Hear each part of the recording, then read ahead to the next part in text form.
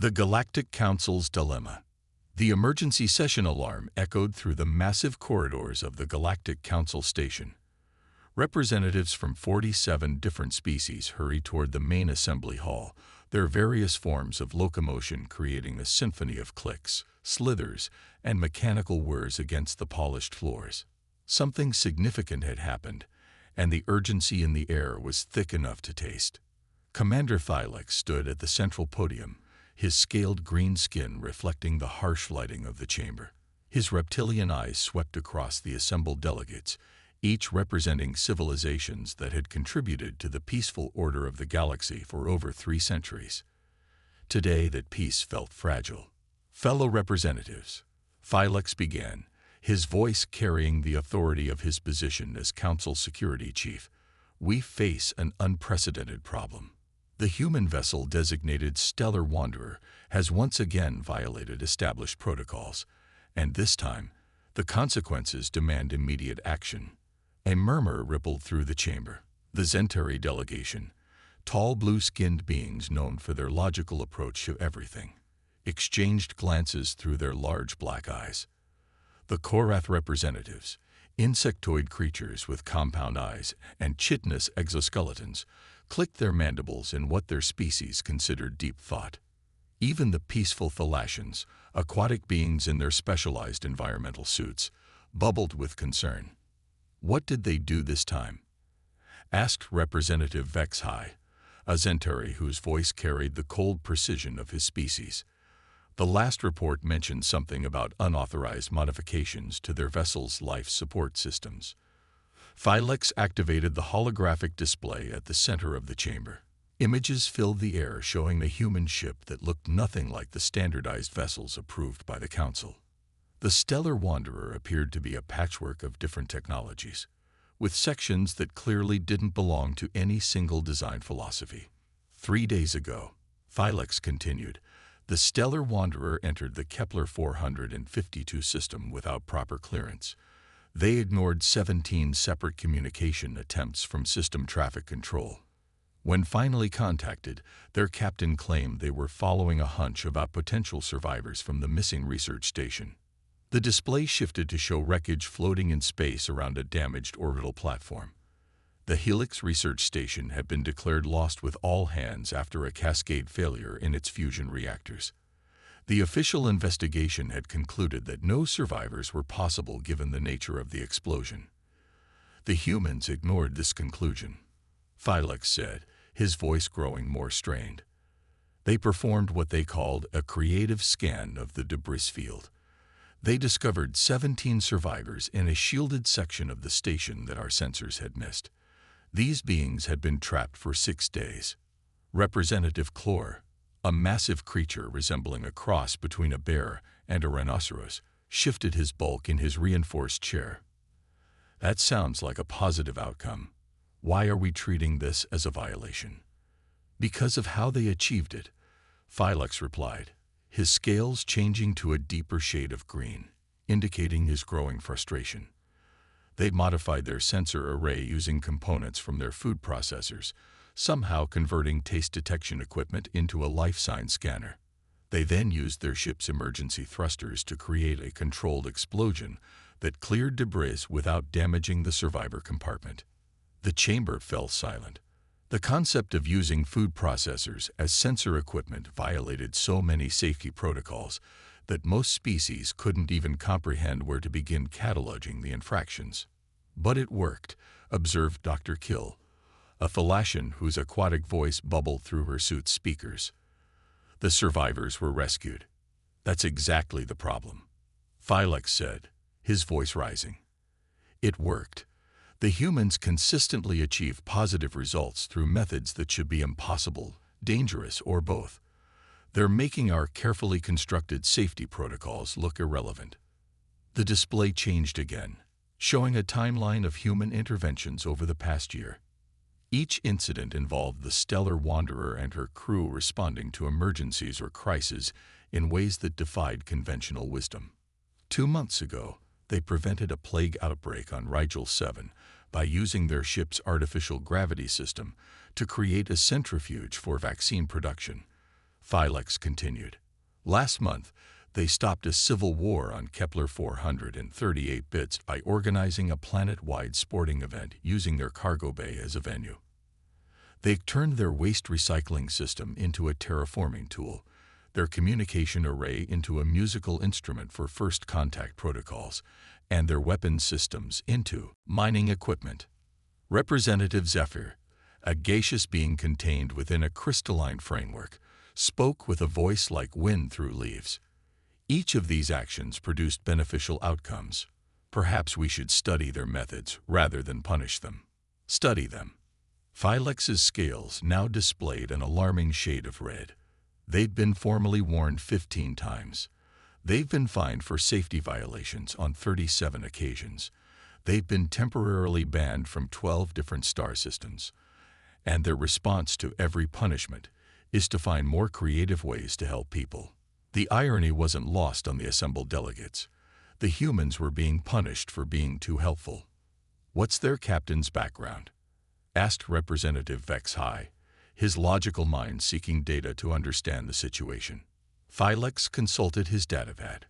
Captain Sarah Chen, age 34, former Earth Space Navy. Her crew includes Chief Engineer Marcus Webb, who apparently believes that every problem can be solved with enough determination and spare parts. Dr. Elena Vasquez serves as both medical officer and xenobiologist, specializing in creative treatment methods. Their tactical officer, James Thompson, has military experience but seems to view every situation as an opportunity for what humans call thinking outside the box. What are you proposing? Asked Clore, his massive form leaning forward with interest. I propose that we send an official investigation team to examine the Stellar Wanderer and determine whether their methods can be standardized and regulated, Philex said. If we can understand how they achieve these results, perhaps we can incorporate their techniques into our official protocols. The chamber erupted in discussion. The concept of changing established protocols was almost as radical as the humans' methods themselves. And if their methods can't be standardized? Asked Dr. Kill.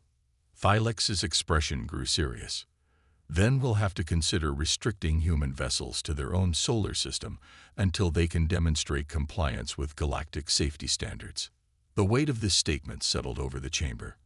Restricting an entire species to their home system was a measure that hadn't been used in over a century. Who would lead this investigation?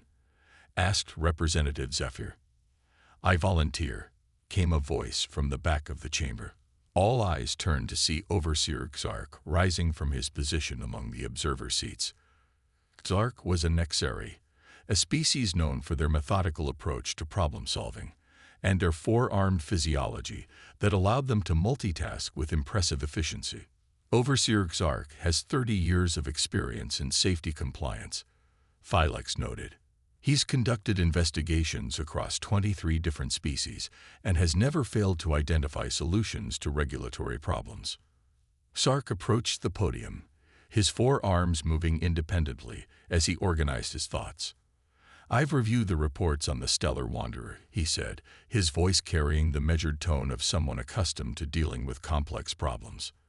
The humans appear to operate under a fundamentally different approach to problem-solving than most species. They seem to view regulations as suggestions rather than requirements. Exactly, Philex agreed. They need to understand that our protocols exist for good reasons. Perhaps, Clark replied, though his tone suggested he wasn't entirely convinced. I'll need a team of specialists and a fully equipped investigation vessel. I estimate the inspection will take approximately 1 week. You'll have everything you need, Philex assured him. This investigation will determine whether humans can be trusted to operate freely in galactic space. As the formal vote was called and the investigation approved, none of the delegates realized they were about to witness something that would challenge everything they thought they knew about problem-solving, safety protocols, and the nature of helping others. The Stellar Wanderer continued on its course through the Kepler 452 system, completely unaware that its next adventure would involve not just saving lives, but potentially changing the way an entire galaxy thought about rules, regulations, and the sometimes chaotic nature of doing the right thing. Captain Sarah Chen stood on her ship's bridge, reviewing the latest sensor data from their successful rescue operation. Her crew worked around her with the easy efficiency of people who had learned to trust each other completely. They had no idea that 47 different alien species were currently debating whether their methods were too dangerous to be allowed. "Captain," called out Marcus Webb from the engineering station, "I'm getting some interesting readings from the outer system. Looks like we might have company soon." Sarah looked at the display showing an approaching vessel with official Galactic Council markings. "Looks like we're about to have visitors," she said calmly. "Make sure everything's working properly." Marcus grinned, an expression that had worried many aliens over the years. "Define properly," he said. And somewhere in the back of her mind, Sarah Chen began to suspect that their next adventure was going to be more complicated than usual. The investigation and revelation. The Council investigation ship Harmony of Purpose docked with the Stellar Wanderer with the precision that came from following exact protocols. Overseer Xark checked his 4 datapads simultaneously, each displaying different aspects of the inspection checklist he'd developed over 3 decades of compliance work. Behind him, his team of specialists prepared their equipment with the methodical efficiency that the galaxy had come to expect from official investigations. "Remember," Xark addressed his team, "we're here to determine whether human methods can be standardized and regulated. Maintain professional objectivity and document everything." The airlock cycled open, and they were greeted by Captain Sarah Chen herself. She was smaller than most of the aliens had expected, with short black hair and eyes that seemed to take in everything at once. Her uniform was clean but showed signs of practical use, and she carried herself with the confidence of someone who had faced challenges that most beings couldn't imagine. "Welcome aboard the Stellar Wanderer," Sarah said, extending her hand in the human greeting gesture. "I'm Captain Chen. I hope you folks brought appetites because our cook has been experimenting with cuisine from 17 different worlds." Xark consulted one of his datapads. "This is a formal safety inspection, Captain. We're not here for recreational purposes." "Everything we do here serves a purpose," Sarah replied with a smile that somehow managed to be both welcoming and slightly dangerous. "Even the food. Alina's been working on nutritional supplements that can help with radiation exposure, useful when you're rescuing people from damaged reactors." Dr. Vasquez appeared at Sarah's shoulder, a woman with warm brown skin and eyes that held the intense focus of someone accustomed to making life-or-death decisions. "The key is combining Regellian protein synthesis with Zentari mineral absorption," she explained to the somewhat startled inspection team. "Most species can't process the combination, but humans can adapt to almost anything if you give us enough time and motivation." "Violation number 1, muttered Xark's food safety specialist, a Korath whose compound eyes were already documenting the various substances they could detect in the ship's atmosphere. "Unauthorized experimentation with xenobiological materials." "It's not unauthorized," Dr. Vasquez replied cheerfully. "I have degrees in xenobiology, biochemistry, and emergency medicine. Plus, I've been eating weird things since I was a kid. My grandmother used to make soup from whatever vegetables she could find. Same principle, bigger scale." As they moved through the ship, Xark's team discovered that the Stellar Wanderer was even more unusual than their reports had suggested. The corridors were lined with what appeared to be a hybrid of official equipment and creative modifications. Cables were routed through spaces that shouldn't have been accessible, and control panels had been modified with components that clearly came from entirely different systems. "This is the main engineering section," announced Marcus Webb, appearing around a corner with grease-stained hands and a grin that made several of the aliens step backward. "She's not much to look at, but she's got it where it counts. We've made a lot of special modifications ourselves." The engineering bay was a testament to human ingenuity and complete disregard for standardized design principles. The main fusion reactor was surrounded by equipment that Xark's technical specialist couldn't identify, despite having studied propulsion systems from 37 different species. "What is that?" asked the specialist, a crystalline being whose natural form allowed him to interface directly with most computer systems. "That's our efficiency booster," Marcus said proudly. "I built it using parts from our waste recycling system, some components from the food processors, and a piece of art that Alina brought from Earth. The recycling system was designed to break down organic waste at the molecular level, so I figured, why not use that same process to optimize fuel consumption? You're using waste processing equipment to modify your reactor?" Zark asked, all four of his arms now busy taking notes. "Sure," Marcus replied. "It's all about understanding what each system actually does, rather than just what it's supposed to do. The waste processor breaks down complex molecules into simpler ones. The reactor combines simple molecules into more complex ones. It's like having a conversation between systems." The technical specialist's crystalline form flickered with what his species considered deep confusion. "That should be impossible.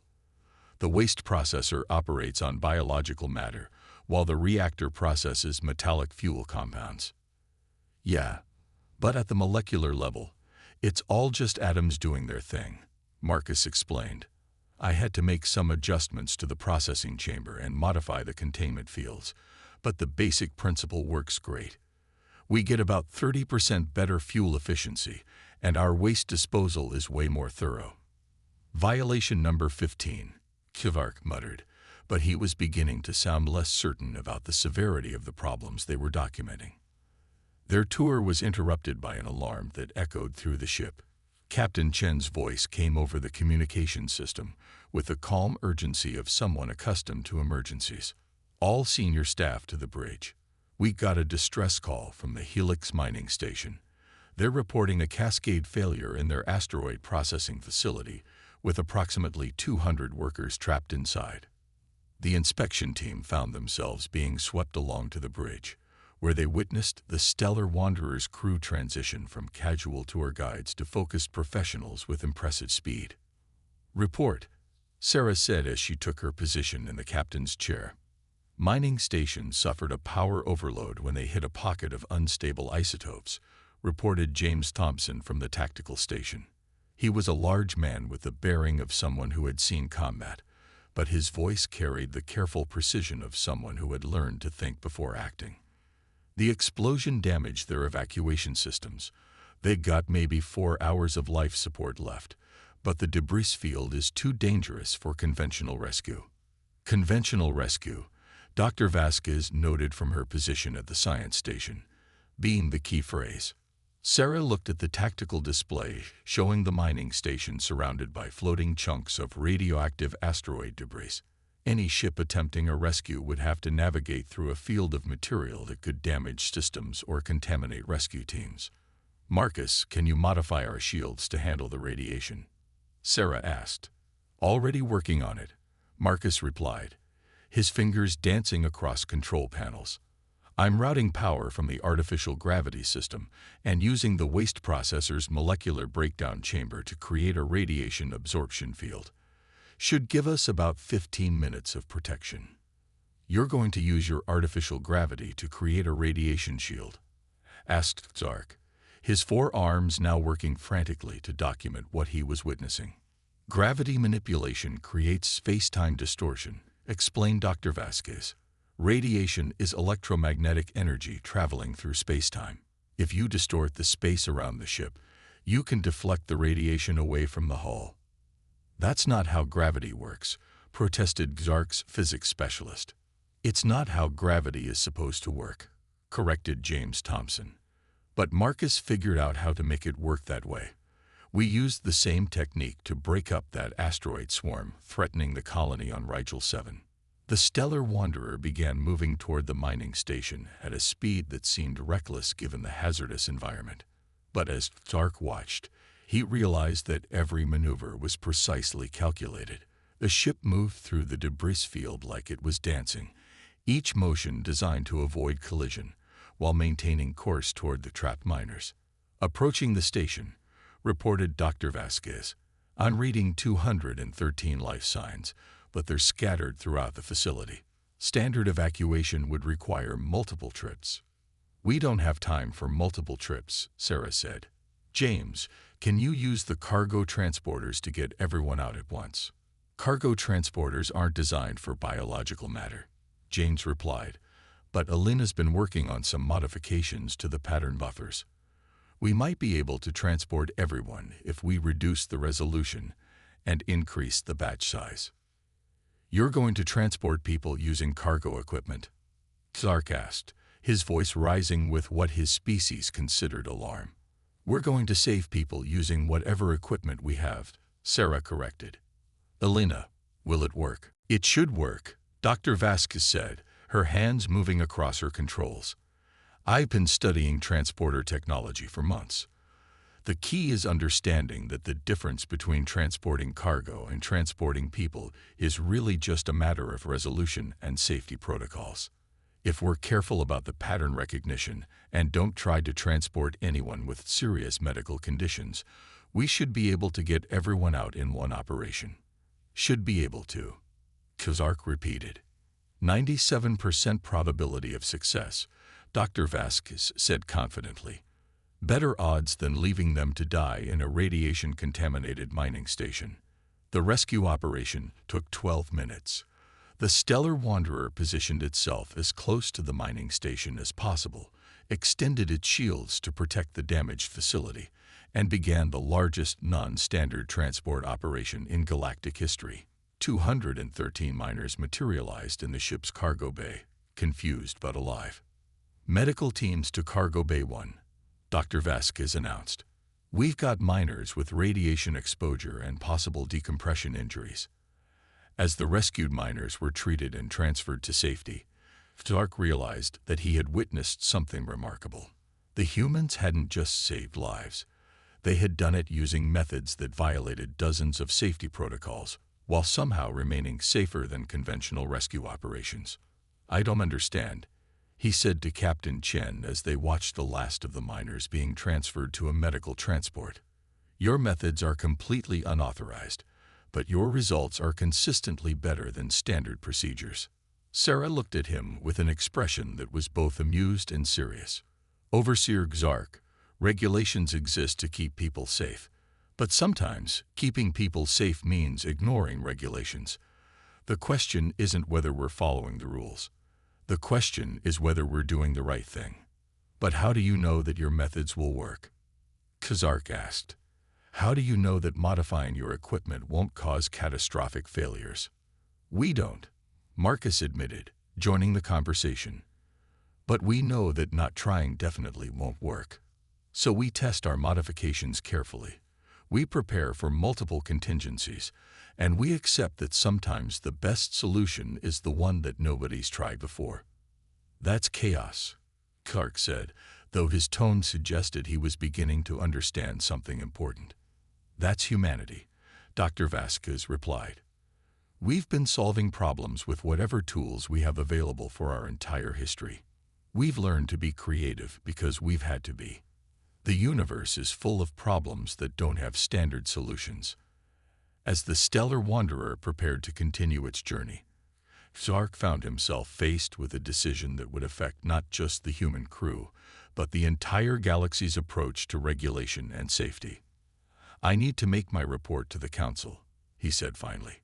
What are you going to tell them? Sarah asked. Zark looked around the bridge of the Stellar Wanderer, at the crew who had just saved 200 lives using methods that violated every safety protocol he knew, and realized that some problems required solutions that couldn't be found in any manual. I'm going to tell them that maybe it's time to write some new rules, he said. Rules that account for the fact that doing the right thing isn't always the same as doing the safe thing. And in the end, that's exactly what he did.